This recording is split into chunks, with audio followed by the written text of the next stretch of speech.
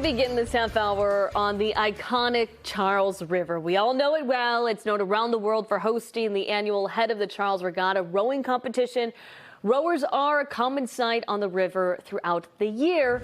However, the Charles has also earned a reputation for its infamous dirty water. Yeah, but does the river still deserve that reputation? NBC 10's Eli Rosenberg live from along the banks of the Charles in Brighton with the very latest. Eli?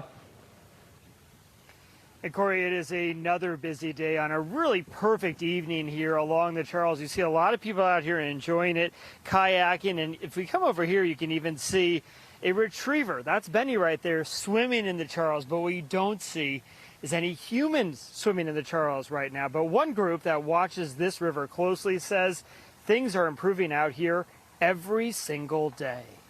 On the surface, the Charles River shimmering. But it's what's down here that has long caused people to pause. I've lived here all my life and I've always heard it's just not the best idea. It's not very clean. The much maligned Charles River, it inspired the Standells song Dirty Water, long considered too contaminated for swimming. But now, slowly, a changing of the tides. There was a guy who just fell out of his boat getting into the kayak. He was in the river, no panic, no tetanus shot. The Charles River Watershed Association out Friday with his new report card. The Boston-Cambridge portion of the Charles getting a B-. Other stretches, though, getting an A-. And here on the Charles River, a sign of the times, but this new report bringing the possibility of changing this sign to this, a move that would no doubt make a splash. Our standards show that there are areas of the river, even in Cambridge and Boston, that would be safe for swimming now. Emily Norton is executive director of the Charles River Watershed Association.